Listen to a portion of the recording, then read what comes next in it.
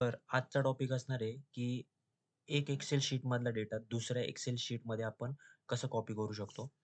तर एक live example आपण बघू शकता, की आता मी एक्सेल शीटवर क्लिक केलं, तर माझ्याकडे 2 एक्सेल शीट वेगवेगळ्या ओपन आहेत. एक आहे टेबल ए ज्याच्यामध्ये व्हॅल्यूज आहे 1, 2, 3, 4 आणि दुसऱ्या ह्याच्यामध्ये आहे टेबल बी ज्यात व्हॅल्यू आहे 50, 52, 54.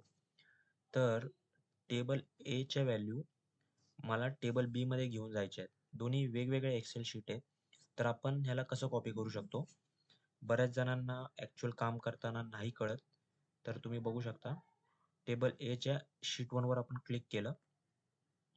मूव्ह ओर कॉपी ह्याच्यावर क्लिक करायचं. इथे एक ड्रॉप डाउन दिसेल तुम्हाला. यात तुम्ही 5 एक्सेल शीट वेगवेगळ्या उघडल्या तरी त्याची सगळी नावं दिसतील इथं.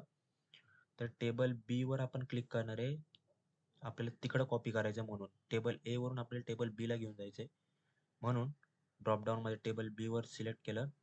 क्रिएट अ कॉपी आणि ओके वर क्लिक करायचं. तर टेबल बी मध्ये तुम्ही बघू शकता शीट 1 चे जेवढ्या पण व्हॅल्यूज होत्या 1, 2, 3, 4, 5, 6, 15 पर्यंतच्या सगळ्या आल्यात.